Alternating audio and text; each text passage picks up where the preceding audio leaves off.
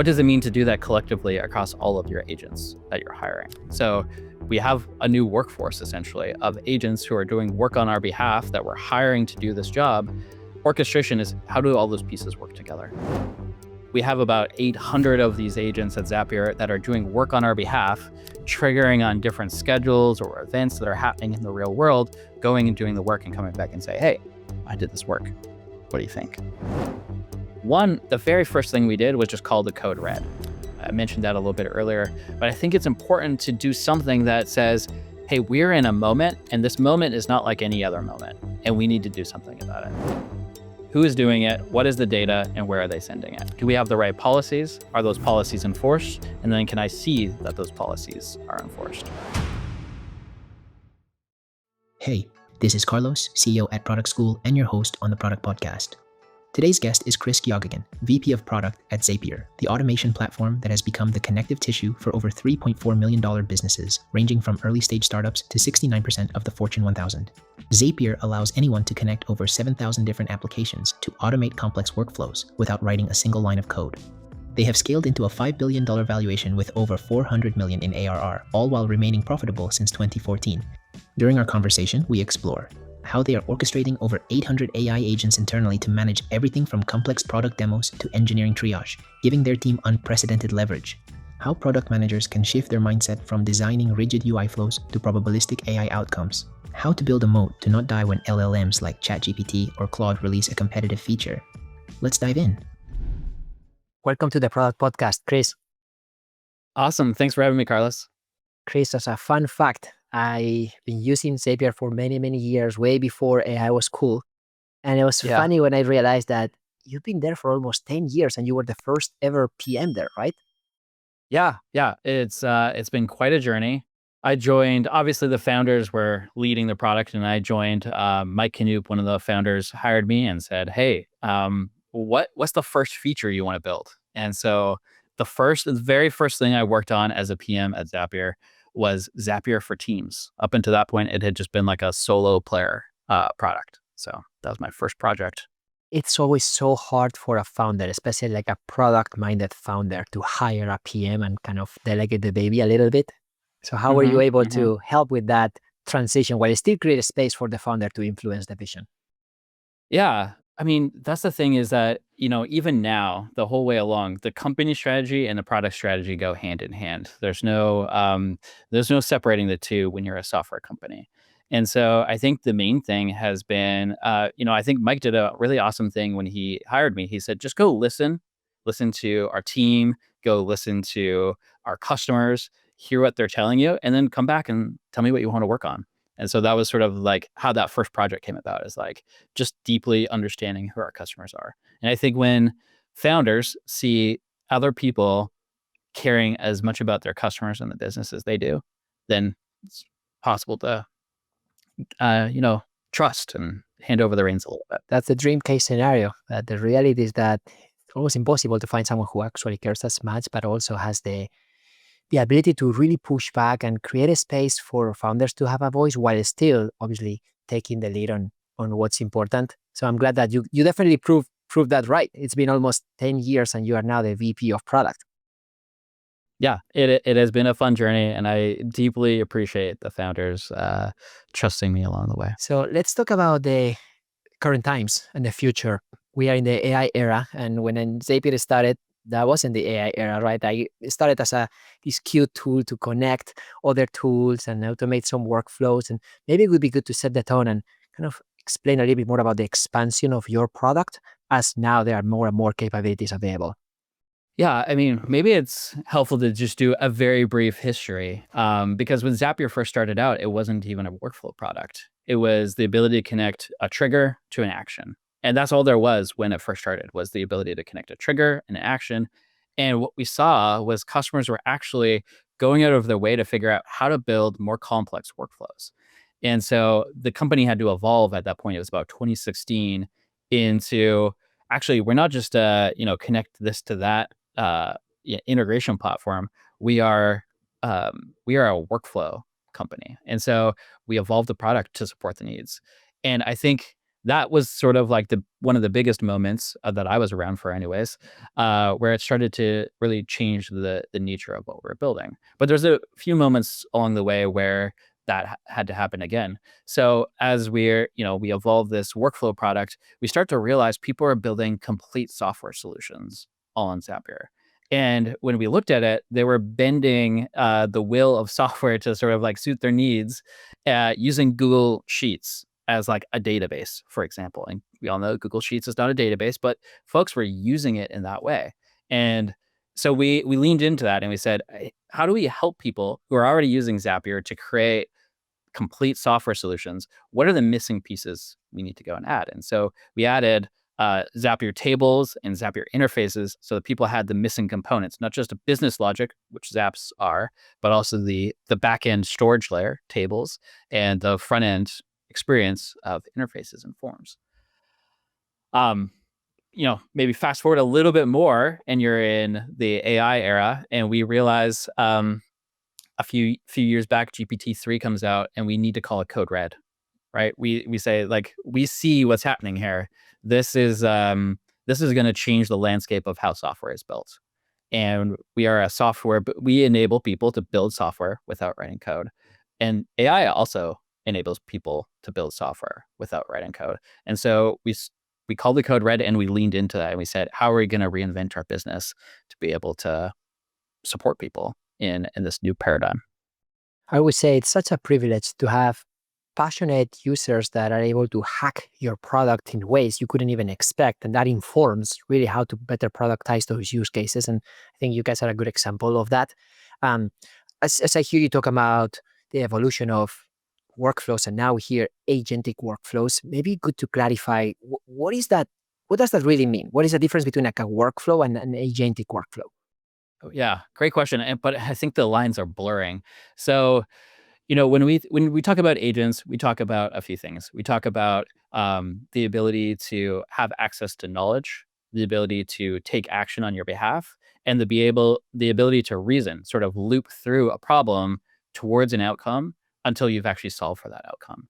And so, an agent in our sort of internal definition is one that's capable of doing all of those things. Whereas a workflow, a trigger happens, followed by a filter, followed by an action, followed by some path, some branching logic. It happens the same way every time.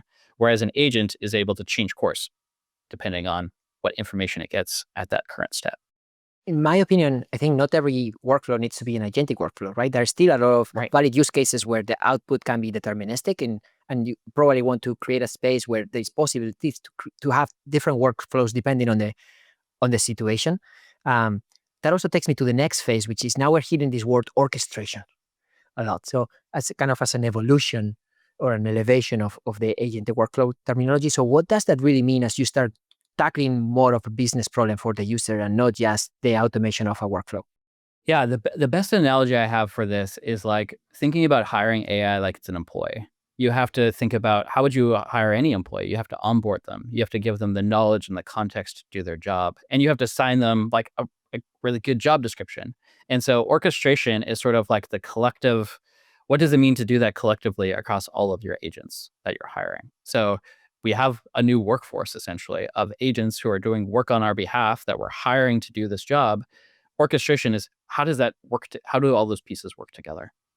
And then how are they connected? I think another big part of orchestration is, how are those pieces connected to your data and the tools that you use every day for work, right? Because if agents are just in a chat window, that limits what they can do. They're not working on your behalf when you're sleeping or away from the keyboard.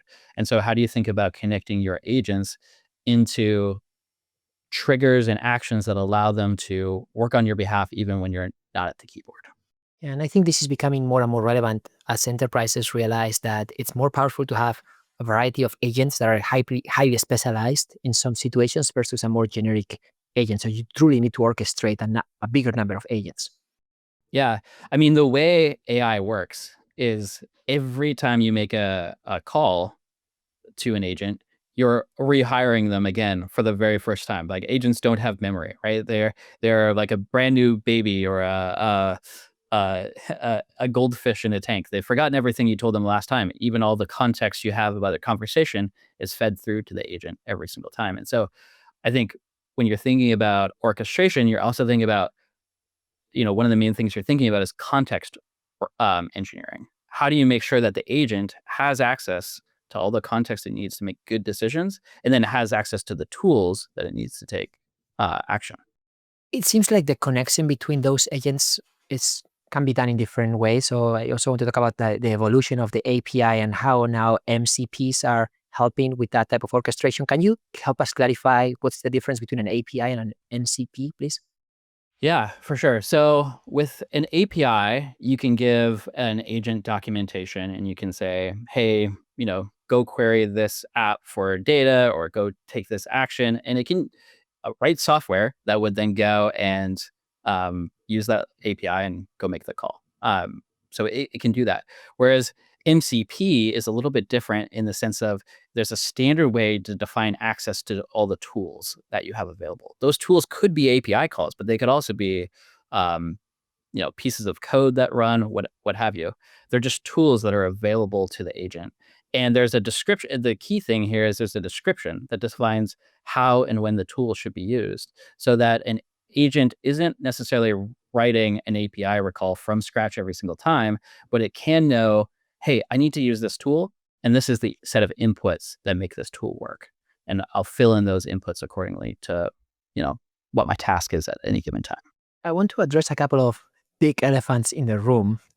You've heard this that every time OpenAI has a dev day, 1,000 startups die, right? And they recently Sure. announced this new product that apparently helps create chat agents or automate certain workflows. Anyway, you are the expert on the topic. Would like to get your take on how that is impacting your position and how you think about it as a partner versus a potential competitor. Yeah, for sure. So I think you're talking about the agent kit that they released at the last developer days. Um, so we definitely were on that, checking it out, and there was things on X where it's like, oh, this is the Zapier killer, and turns out I don't think it is. What they've done is they've done what I think are a lot of agent builders out on the market are already doing and figured out is if we can break the job down for an agent into discrete steps, that agent becomes more proficient or accurate at the job that it's doing. And so they've added a level of determinism to how you build an agent. Now, there's a lot of, if you compare that side by side with what Zapier is, there's a lot of pieces missing, right? They don't actually have the whole trigger infrastructure. The agents are all still triggered based off chats, and then they don't have the same level of sort of integration with API calls that a tool like Zapier might have. So I would say what they've done is they've added the ability to insert guardrails and a little bit more determinism into how an agent actually operates.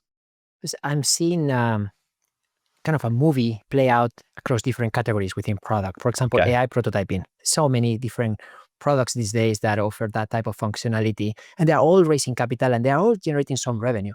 So we are seeing that now with these type of integration products. Obviously, you guys have been around for a long time, but you can probably see there are more and more popping up all the time. So the question to you is about strategy and potential moat. How do you create a moat that helps you protect and grow your business as more and more competition rises?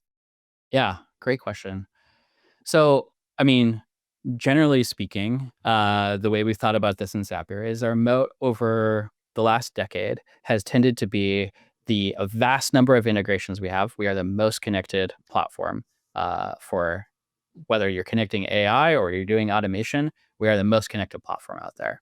And then we're also the easiest to use. So that's something we've leaned into, and that can be like a reoccurring loop for us because the easier we are to use, the more users come to our platform, the more third-party partners want to build their integration on our platform, and so we get more integrations, more users, and it's a loop there. Going forward, we've thought like, what is our competitive differentiation going to be in the future? And so the thing we're leaning into is we have the most use cases for automation and AI automation on our platform. And so one way we can lean into ease of use, and one of the things we're seeing in the market that is sort of like the biggest bottleneck for enterprises or users is well, what do I automate? What do I build an agent for? What is the next use case that is going to actually transform my business? And the reality is we have all that data. We know what is actually shaping that. And so that's a big part of what we're leaning into next. That also leads me to the next elephant in the room, if you will, which is the moving up market and tackling enterprise clients. I can imagine when Zapier started, the ICP wasn't always a Fortune 500. At least I wasn't a Fortune 500 when I started using your Yeah. product, but I can see how now more and more large companies are trying to figure this out, automate processes, as you mentioned, across so many different functions. The users are not just the engineers or the marketers, it's basically everyone at some point. So, what is that motion for you as you try to evolve it from just a B2C product into a product that also serving the enterprise? Yeah. Great question. So, I mean, up until a few years ago, we didn't actually have a sales team. Zapier was like fully product-led growth, and completely self-serve. But that didn't necessarily mean we didn't have enterprise customers, right?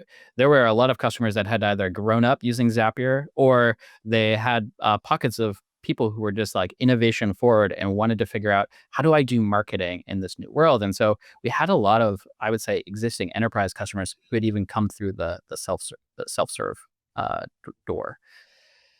And as we think about moving up market, a big part of that is attaching a sales function to the company. And when you do that, one of the things you're really trying to do is figure out how do we engineer value for an organization?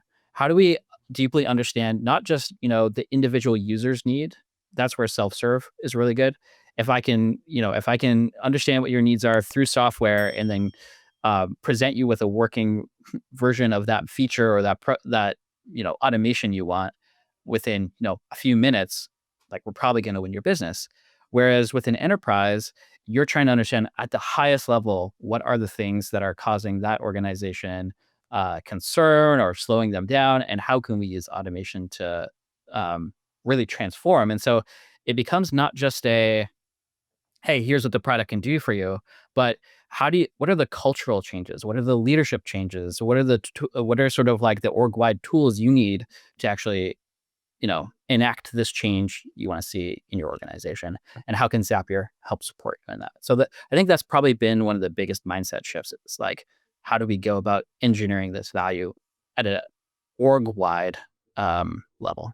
Yeah, I'm going to pick on that word, engineering. Like we see Palantir pioneering the role of the forward deployed engineer. And as a way to simplify this is basically not just selling the product, but embedding a team to go in-house and help the client actually implement some of those use cases successfully and empower the team there to be more and more self-sufficient so they can not only maintain but improve the usage and adoption of that product. I guess that applies to other product companies like you. So curious to know how you're thinking about, like ensuring that people there are getting the right value so they don't think of it as just another tool that not enough people are using. Yeah, that's a great question. So I think one of our core beliefs is that the people closest to the problem should be engineering the solution to that problem, even if they're not an engineer, right? So if you have a problem with your onboarding flow, do you go and hire the IT team to help you solve that? Maybe in the old world you did. I think in this new world we live in, there are the tools, and those tools give HR leaders in this example a whole new set of capabilities that they didn't have before. And so how do you when we go into an organization, one of the things we are trying to figure out is how do we help the people closest to the problem use the technology rather than having to think about all the different handoffs that may traditionally be there, right? I'm going to go hire IT to solve this problem for us. Instead, you actually have the tools in your hands to go and solve that problem for yourself. And so that's why we think ease of use is so important with tools, with sort of um, the tools you're using to solve your business problems. Um, Reduce the number of handoffs, essentially. We see that in our own world as we do more trainings for large enterprises. The keyword in most of those cases is actually not training. I can imagine in your world the keyword is probably not even orchestration, it's transformation, Like when you talk to the executive, they use that term. It's like the buzzword to cover everything.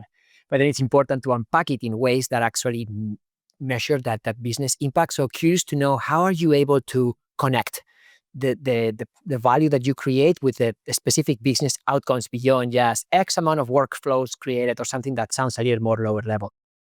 Yeah.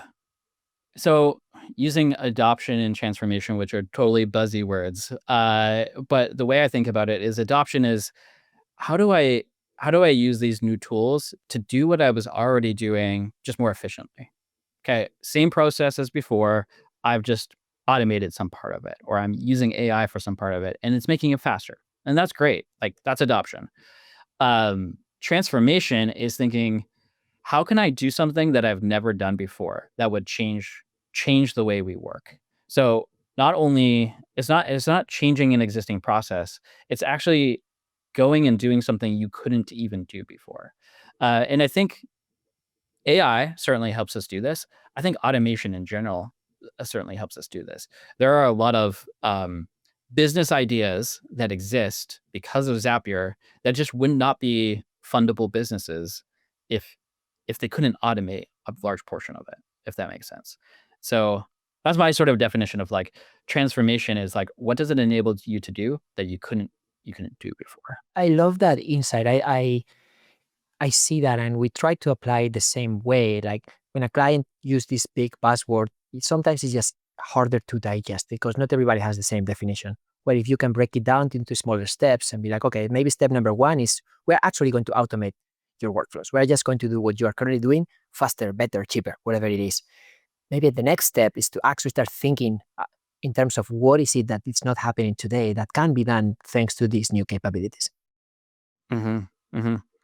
I mean, if it's helpful, one thing it could be interesting to dig into is like, how is AI transforming the way that product teams should work, right? Maybe something listeners can relate to is like, you've got engineering, product, and design, and we've worked, maybe the same way for the last 10 years.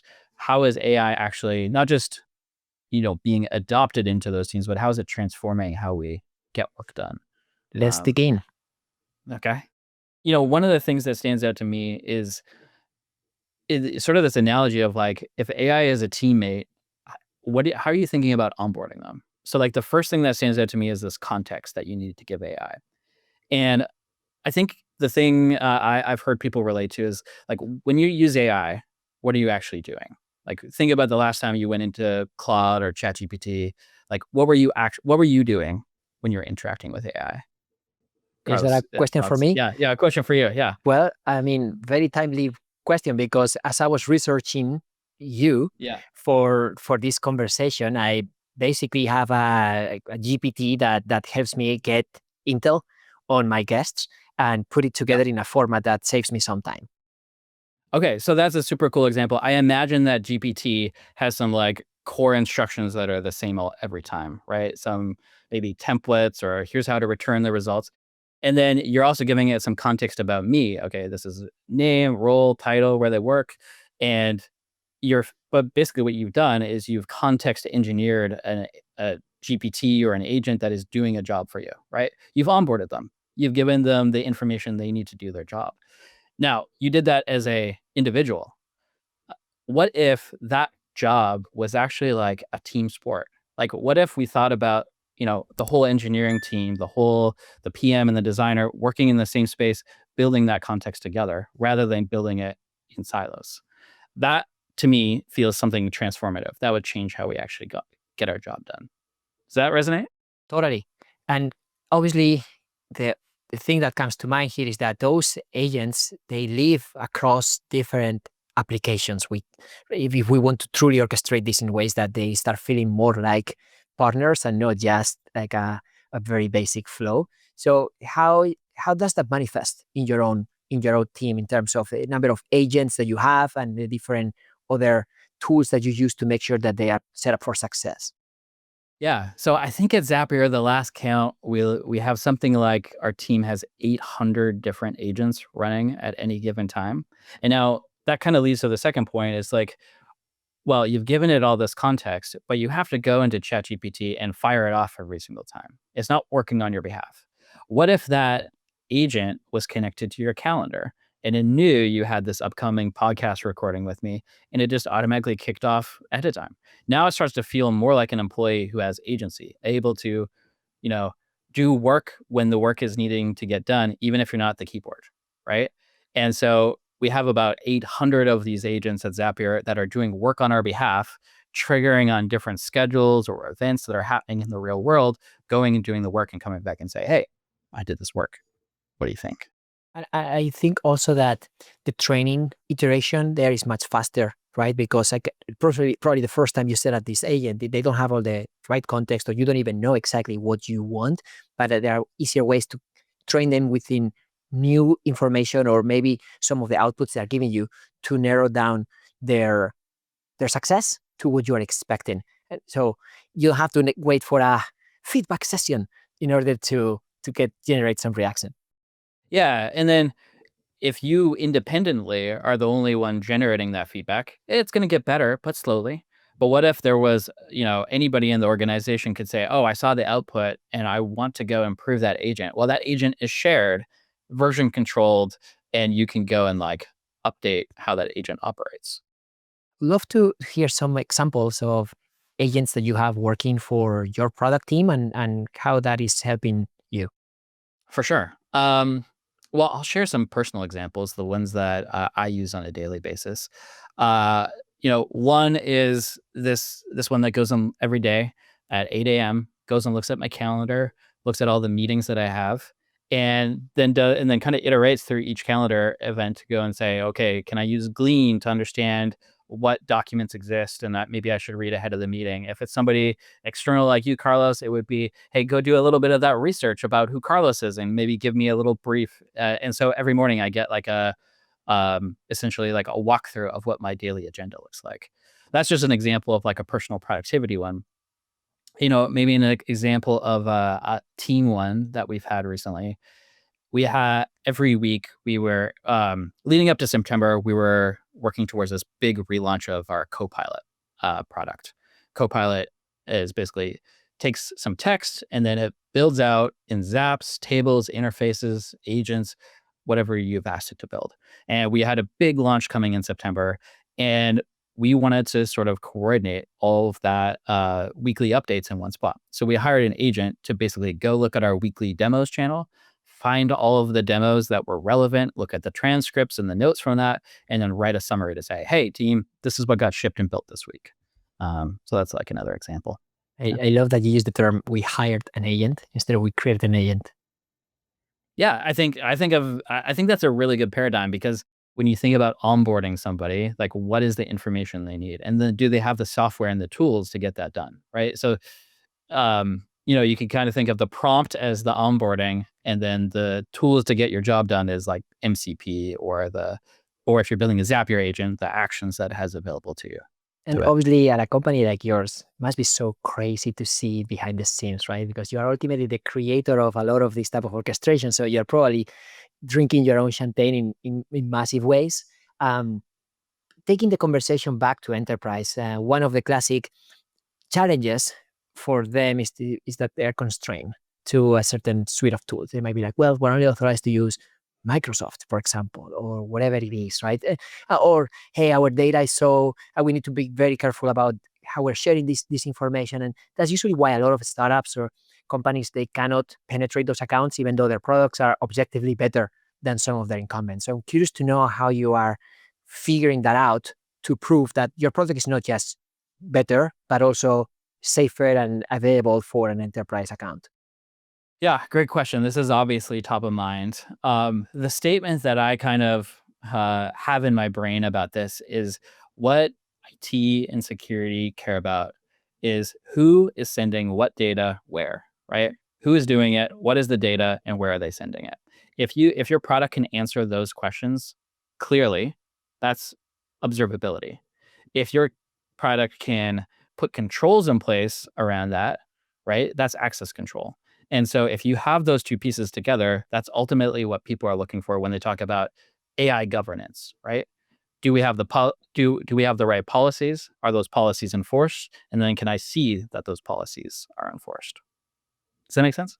Absolutely. The word governance is another huge one in the enterprise context, right? And that also makes me think about kind of what are the best practices here for a company that is working across so many different functions to ensure that they have the right governance and they are monitoring the value of the tool. Like, is it like a chief AI officer that is overseeing the whole thing? Is this a shared responsibility? Like, what are some of the things that you are seeing on your end? Yeah, great question. So we just recently announced a new role at Zapier. The chief AI officer also happens to be our chief people officer, and we believe that is a full-time job. We believe that this is a moment where um, we have this framework around what we think AI transformation actually looks like. And the top layer of that is leadership. And so a few of the things we've done towards that, one, the very first thing we did was just call the code red. I mentioned that a little bit earlier, but I think it's important to do something that says, hey, we're in a moment, and this moment is not like any other moment, and we need to do something about it. Then the next thing is sort of making it a priority. And one of the ways to make that a priority is actually put people behind it, right? And so, putting an executive team member behind it is one example. But I'll tell you another even more concrete on the ground example is we just had a leadership offsite last week, and we had our exec team meeting for one day of that offsite. And one of about I want to say an hour and a half of that time we spent doing AI show and tell. And so every executive just took turns saying, "Here's what I'm doing with AI. Check this out."